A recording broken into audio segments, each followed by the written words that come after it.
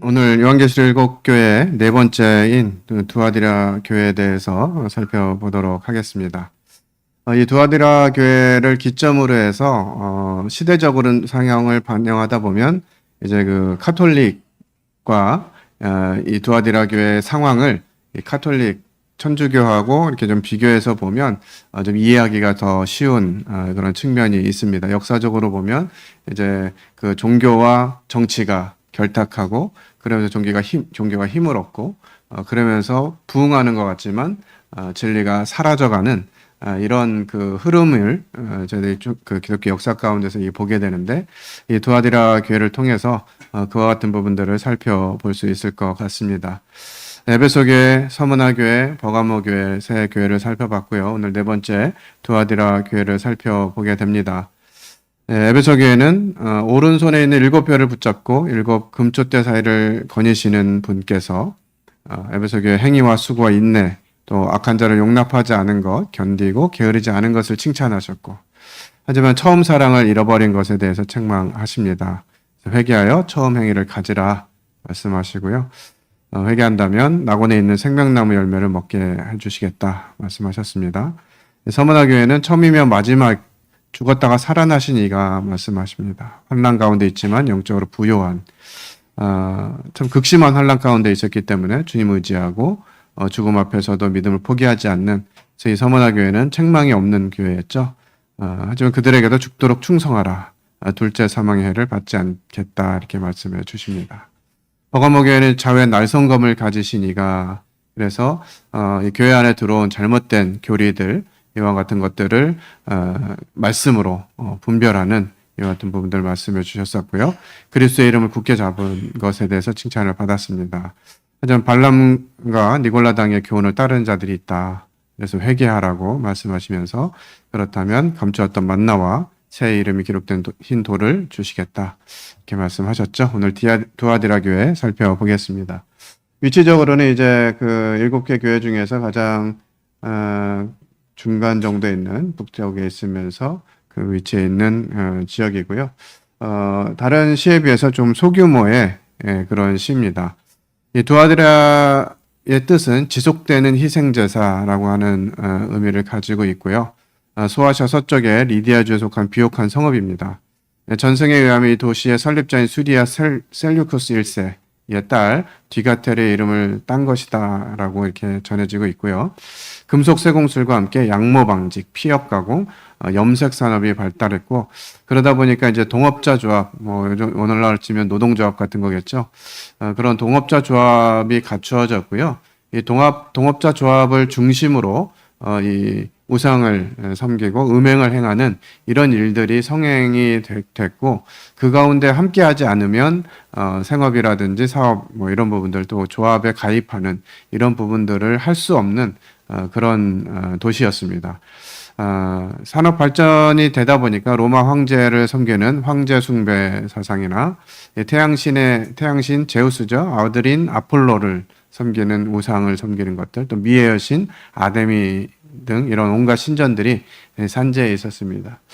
이 소아시아 지역은 특별히 이런 그 황제 숭배 사상과 음행과 관련된 이런 부분들을 골고루 이렇게 보여주고 있는데 이것이 오늘날을 이렇게 살펴볼 때도 비슷한 것 같아요. 하나님이 아닌 다른 것들을 섬기게 하는 우상을 섬기는 것이죠. 그리고 그런 일을 실행하는 데 있어서 가장 효과적이면서도 사람들을 유혹하고 미혹해서 쾌락을 누리게 하는 이런 부분들이 이제 음행과 연결이 되어 있는 것들을 보게 됩니다. 사단은 하나님의 교회가 온전히 서지 못하게 방해하고 있고요. 하나님 뜻을 알기 때문에 하나님의 계획대로 세워진 이 교회들이 제대로 성장하지 못하도록 계속해서 미혹하는 이런 모습들을 이제 보게 됩니다. 이런 가운데서 두아디라 교회는 사랑과 믿음, 섬김과 인내로 칭찬을 받지만 이세벨로 불리는 음란한 여선지자의 이방 제사를 용납하는 자들이 있어서 책망을 받기도 합니다. 이 두아디라 교회는 사도 바울에 의해서 빌립보에 회심한 유럽 최초의 여성 자조장사 루디아 자매를 알죠. 그 루디아가 바로 이 두아디라 출신입니다. 그래서 이 두아디라를 통해서 교회가 세워졌는지 어떻게 세워졌는지 그런 부분들이 이제 자세히 기록되어 있지 않아서 정확하지는 않습니다만 이런 영향들이 있었던 지역입니다. 특별히 이제 이세벨이라고 하는 이 여인에 대한 부분들을 책망하고 계신데 이세벨을 살펴보면 저희가 잘 아는 아합의 아내이죠. 가장 악한 왕이었고 가장 우상을 열심히 섬기게 한 왕이었으며 그와 같은 역할을 옆에서 이제 주도하고 주장하고 이렇게 했던 여인이 바로 이세벨입니다. 아합을 맹신적인 바알 숭배자로 만들었고요. 이스라엘 내 음란하고 부패한 바알 숭배를 권장했으며 수백 명의 바알과 아세라 선지자들을 포섭해서 조종했고 사마리아의 바알 제단과 아세라 우상을 세우는 등 정말 이 악한 우상 숭배와 이 우상 숭배를 진행하는 데 있어서 또 음행하는 이런 일들이 버젓이 행해지도록 한 여자입니다. 그에 대해서 여호와의 선지자들을 박해하고 살해하고 또 갈멜산에서 영적 전투에서 패배한 후에 엘리야를 죽일 계획을 꾸미고 아합의 그릇된 욕심에 동조해서 나봇을 살해하고 그의 과수원을 탈취하고 또 자신의 딸 아달랴를 다윗 왕과 결혼시킴으로 바알 숭배의 악한 영향력이 남왕국 유다에까지도 미치도록 합니다. 그리고 백성을 미혹하는 음행과 술수를 많이 행했다고 기록하고 있습니다. 한편 이러한 이세벨의 이 가증스러운 죄악은 하나님의 분노를 자극했고 결국 하나님의 사람 엘리야가 그녀의 처참한 죽음, 개들이 그의 시체를 뜯어먹는 예언을 하고요. 그 결과 아합 왕가에 대한 무자비한 보복을 행했던 예후에 의해서 비참한 종말을 맞게 되므로 엘리야의 예언이 성취되는 것들을 보게 됩니다. 이런 그 구약의 이 이세벨에 대한 이름과 또 그가 행한 일들 이런 것들을 참고하면서 바로 이 두아디라 성도들에게 음행에 빠지게 한 거짓 여선지자를 이세벨이라고 이름을 명명하는데요. 그 부분은 뒤에 다시 한번 살펴보도록 하겠습니다. 우리 요한계시록 2장 18절로부터 29절까지 천천히 한번 읽어보도록 하겠습니다. 시작. 두아디라 교회 사자에게 편지하라. 그 눈이 불꽃 같고 그 발이 빛난 주석과 같은 하나님의 아들이 이르시되 내가 네 사업과 사랑과 믿음과 섬김과 인내를 아노니 내 나중 행위가 처음 것보다 많도다. 그러나 내게 책망할 일이 있노라. 자칭 선지자라 하는 여자 이세벨을 내가 용납함이니 그가 내 종들을 가르쳐 꾀어 행음하게 하고 우상의 재물을 먹게 하는도다. 또 내가 그에게 회개할 기회를 주었으되 자기의 음행을 회개하고자 하지 아니하노다. 볼지어다 내가 그를 침상에 던질 터이요 또 그와 더불어 간음하는 자들도 만일 그의 행위를 회개하지 아니하면 큰 환난 가운데 던지고 또 내가 사망으로 그의 자녀를 죽이리니 모든 교회가 나는 사람의 뜻과 마음을 살피는 자인 줄 알지라. 내가 너희 각 사람의 행위대로 갚아주리라. 두아디라에 남아있어 이 교훈을 받지 아니하고 소위 사탄의 깊은 것을 알지 못하는 너희에게 말하노니 다른 짐으로 너희에게 지울 것은 없노라. 다만 너희에게 있는 것을 내가 올 때까지 굳게 잡으라. 이기는 자와 끝까지 내 일을 지키는 자는 그에게 만국을 다스리는 권세를 주리니 그가 철장을 가지고 그들을 다스려 질그릇 깨뜨리는 것과 같이 하리라. 나도 내 아버지께 받은 것이 그러하니라. 내가 또 그에게 새벽별을 주리라. 귀 있는 자는 성령이 교회들에게 하시는 말씀을 들을지어다. 네. 두아디라 교회에게 주신 말씀들을 살펴보게 됩니다. 먼저 항상 이렇게 살펴봤듯이 이 두아디라 교회에 주님은 어떤 모습으로 계시해주고 계시는가 하는 부분 18절에 기록하고 있는데요. 그 눈이 불꽃 같고 그 발이 빛난 주석과 같은 하나님의 아들로 소개되고 있습니다. 주님이 불꽃 같은 눈으로 사람의 뜻과 마음을 사실대로 정확히 살피시고 진리를 무너뜨리고 믿음을 파괴한 범죄자들을 무한한 지혜와 강력한 권능으로 심판하시는 하나님의 아들이심을 나타내십니다. 서두에도 말씀드렸듯이 이 두아디라 지역의 우상숭배, 태양신 제우스의 아들 아폴로, 또 음행과 관련된 이세벨에 대한 경고를 이렇게 하시기 위해서는 정말 이러한 주님이 필요하신 거죠. 눈이 불꽃 같고 그 발이 빛난 주석 같은 분명한 말씀으로 분명하게 분별하고 그것들을 무너뜨리는 이런 역할을 하셔야 되는 분이신 것입니다. 또 이 우상 숭배하면서 다양한 황제 숭배 사상이라든지 다른 신들이 많았기 때문에 그런 신들 가운데에서도 정말 유일한 하나님의 아들, 그분은 예수 그리스도 그분이시다라고 하는 사실들을 18절을 통해서 우리에게 말씀해 주고 계십니다. 이 말씀만 가지고도 우리 주님께서 이 교회를 얼마나 깊이 생각하시는지, 사랑하시고 또 교회를 지켜나가기 위해서 어떤 일을 하시는지, 그리고 어떻게 그 일을 하시는지를 이 말씀을 통해서 미루어 짐작할 수가 있습니다. 하나님의 유일한 대안, 특별히 이 마지막 시대를 살아가는 이 세대 가운데 유일한 대안은 하나님의 교회거든요. 이 하나님의 교회가 제대로 세워지지 못하면 하나님의 뜻이 실행되지 않는 것이죠. 근데 참 놀라운 것은 모든 교회가, 지구상에 있는 모든 교회가 다 하나님의 쓰임을 받는 것도 아니고요. 또 한 지역 교회를 사용할 때도 모든 사람을 사용하시지는 않는다는 거예요. 정말 이 두아디라 교회를 볼 때도 이들의 칭찬하는 내용들을 살펴보면 이렇게 정말 훌륭한 교회인데 어떻게 이런 교회에서 이런 음행과 관련된 여선지자를 그냥 놔두는 일이 일어날까 이렇게 생각하게 되는 것이죠. 그래서 우리는 정말 하나님 앞에서 근신하고 좀 하나님이 혹시 나를 배제하시진 않을까. 군포 중부교회를 하나님 사용하시는데 그 가운데서 내가 배제당하는 이런 일이 생기지 않을지 주의해야 되는 것이에요. 왜냐하면 누구 한 사람을, 누구 몇몇 분들을 통해서 하나님이 일하신다고 해서 모든 성도들이 거기에 다 동의하거나 더 동역하지 못한다고 하는 사실이에요. 오히려 그와 반대되는 입장에 서거나 죄를 짓는 일에 가담하는 이런 성도들도 있다고 하는 것이죠. 그런 모습을 생각할 때 우리는 어떤 위치에 있어야 하는지, 어떤 자세로 교회 가운데 있어야 하는지를 또 이 교훈을 받게 됩니다. 사단은 이와 같은 주님을 알고 또 하나님의 계획을 알기 때문에 할 수만 있으면 이 교회를 무너뜨리려고 하는 것이죠. 마가복음 13장 22절에서도 보면 거짓 그리스도들과 거짓 선지자들이 일어나서 이적과 기사를 행하여 할 수만 있으면 택하신 자들을 미혹하려 하리라. 그러니까 이제 믿지 않는, 하나님 모르는 사람들은 뭐 말할 것도 없고 사단은 믿는 자들까지도 택하신 자들까지도 미혹하는 것이에요. 미혹할 거리가 참 많죠. 우리는 오늘 그룹교제 시간에 이런 내가 어떤 부분들에 미혹이 당할 수 있는지, 이 시대가 지금 우리들을 얼마나 다양한 방법으로 미혹하고 있는지 이런 부분을 좀 의논하면 좋겠다는 마음이 들었습니다. 예수님이 이제 두아디라 교회에 칭찬하십니다. 내가 네 사업과 사랑과 믿음과 섬김과 인내를 아노니 내 나중 행위가 처음 것보다 많도다. 여기서 말하는 이제 사업은 뭐 우리가 이렇게 물질을 버는 그런 사업이라기보다는 이 사랑과 믿음, 섬김, 인내 이런 것들을 포함하는 제반의 행위를 일컫는 단어입니다.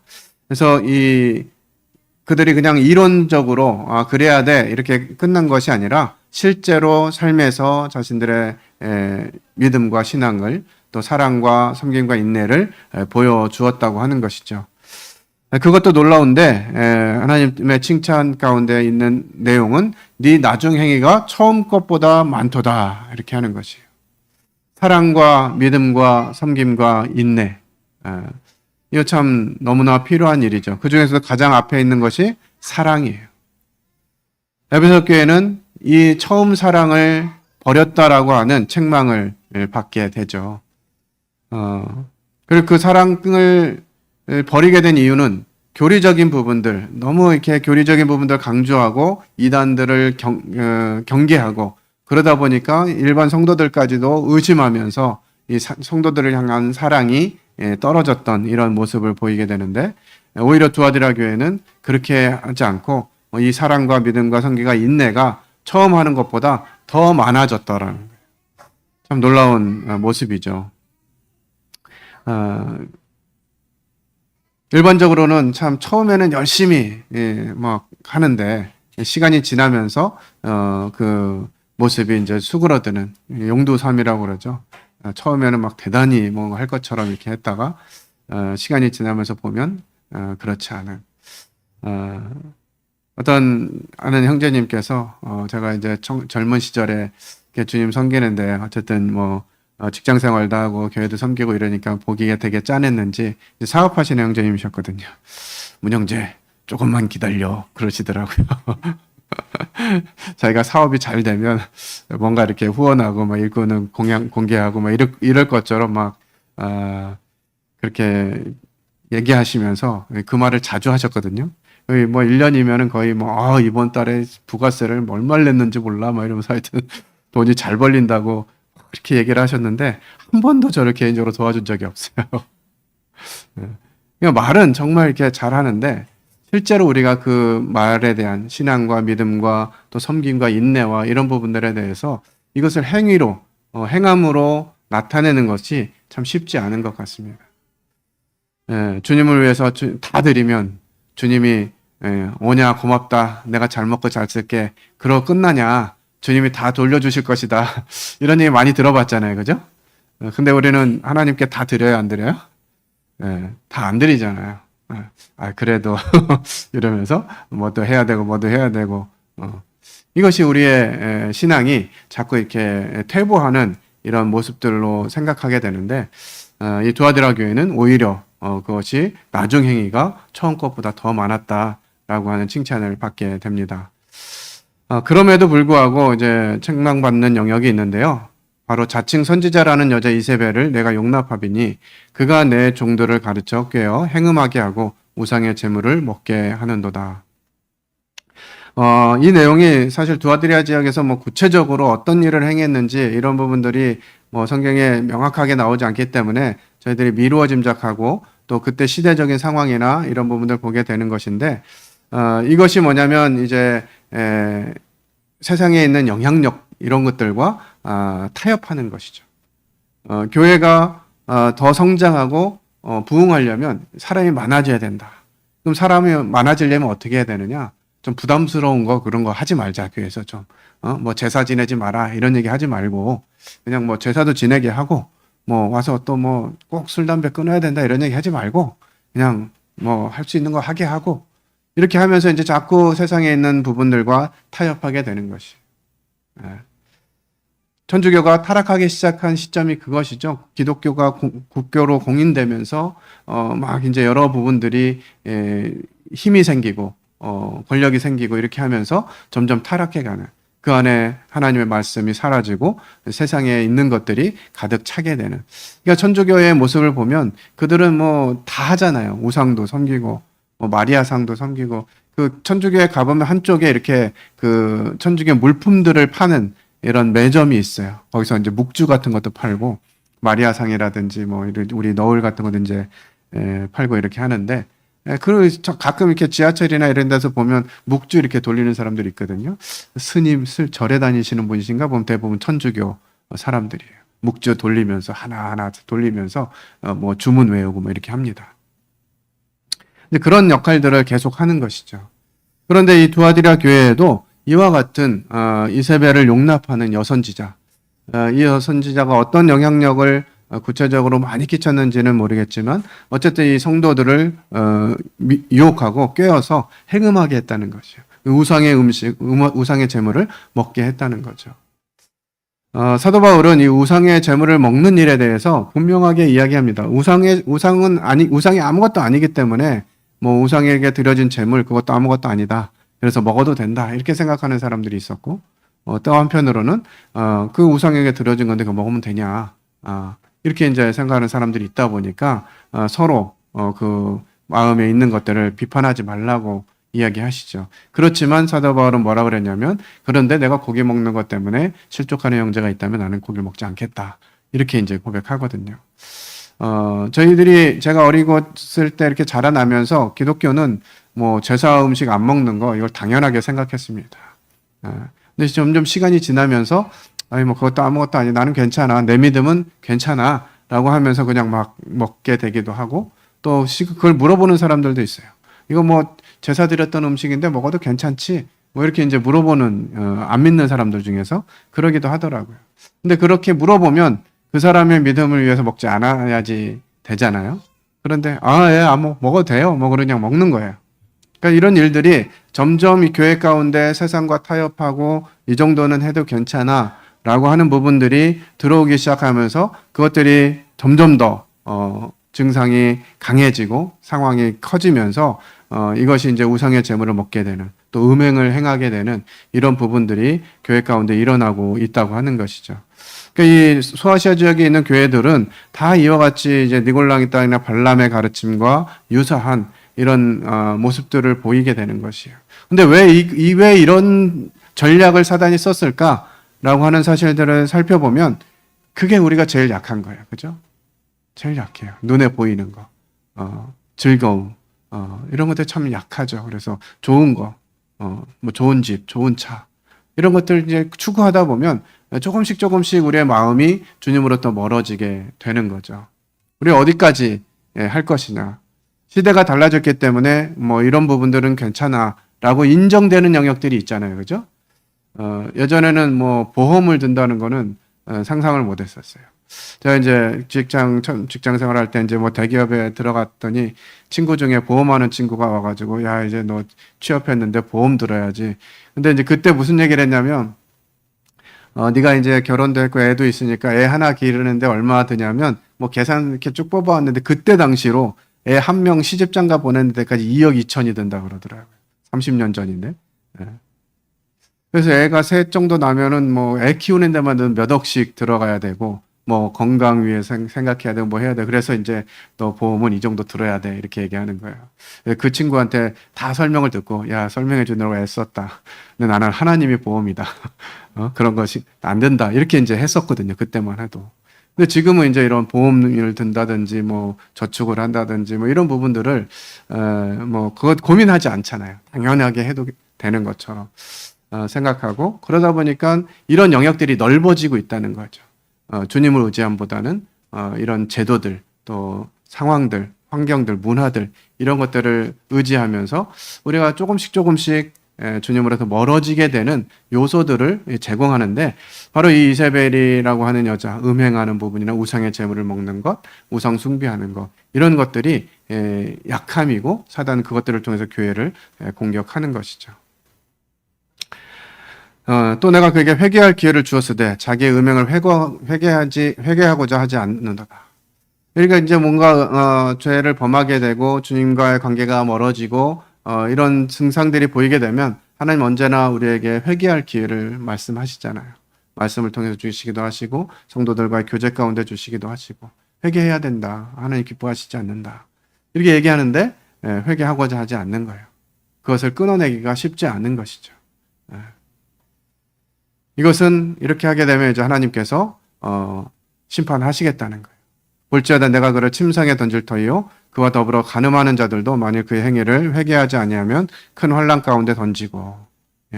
여기 침상, 잠자는 침상인데요. 이제 하나님께서 그를 침상에 던질 때 이것은 이제 환자용 침상이 되는 것입니다.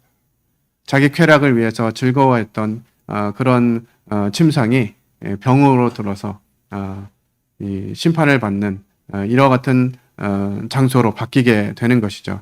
실제로 그 소아시아 비문들을 보면 음행의 결과로 질병에 걸려서 죽은 사람들이 많다고 전해지고 있습니다.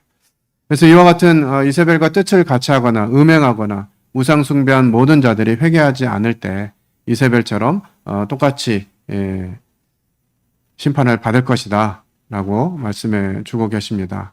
또 내가 사망으로 그의 자녀를 죽이리니 모든 교회가 나는 사람의 뜻과 마음을 살피는 자인 줄 알지라. 내가 너희 각 사람의 행위대로 갚아주리라. 우리 주님께서는 우리의 생각, 또 사상, 감정 이런 모든 걸 알고 계세요. 그래서 주님께서는 우리들에게 그런 분이심을 알게 하고 또 내 행위대로 갚아주시겠다고 말씀하시는 것이죠. 참 여러 부분들 중에도 심지어는 우리 사상이나 생각, 나도 나를 잘 모르는 이런 부분들이 있어요. 한때는 제가 주님을 정말 섬긴다고 열심히 섬겼는데 어느 날인가 주님이 너 진짜 나를 섬기는 거냐? 아니면 네가 네 일을 하는 거냐? 이렇게 한번 물으셨는데 여기에 제가 이제 좀 마음이 걸려가지고 한 6개월을 주님과 씨름을 좀 했어요. 제가 지금까지 이렇게 섬겨왔는데 그거 나 위해서 한 거 아니야. 주님 그러시는 거예요. 네가 좋아서 한 거잖아. 이런 말씀도 주시고, 그러면서 진짜 그런가? 내 마음 가운데 정말 주님을 위해서, 아니, 제가 뭐 세상에서 잘 되려고 한 것도 아니고, 그렇다고 뭐 제가 돈을 많이 벌려고 한 것도 아니고, 정말 교회와 주님을 위해서 산다고 살았는데, 이게 주님을 위해서 한 게 아니면 누구를 위해서 한 겁니까? 인정이 안 되는 거예요. 전 주님을 위해서 산 거예요. 주님은 아니라는 거예요. 주님이 몇 가지 일들을 통해서 제 마음이 주님의 자리를 차지하고 있고, 내가 정말 주님을 생각함으로 일을 하는 것이 아니었다라고 하는 것들을 주님 깨닫게 하셨을 때 정말 너무나 죄송스러웠어요. 우리 교회 일을 하면서도 그럴 수 있다는 거예요. 교회 말씀을 보고 기도를 하고 교회 열심히 참여하면서 주님 없이 그 일을 할 수 있다는 것이죠. 참 두려운 사실입니다. 근데 하나님은 우리의 생각과 마음과 뜻을 살피시는 분이세요. 심장과 폐부를 시험하시는 분이시죠. 그러니까 내 마음이 진짜 하나님 앞에 있는지를 살펴보지 않으면 어느 순간 우리는 하나님 자리를 내가 차지하고 있으면서 하나님께 영광을 돌린다. 이런 이야기를 할 수 있다고 하는 것이죠. 우리를 살피시는 그런 하나님을 우리는 기억해야 할 것입니다. 두아디라에 남아있어 이 교훈을 받지 않냐고 소위 사탄의 깊은 것을 알지 못하는 너에게 말하노니 다른 짐으로 너에게 지울 것은 없노라. 다만 너에게 있는 것을 내가 올 때까지 굳게 잡으라. 예.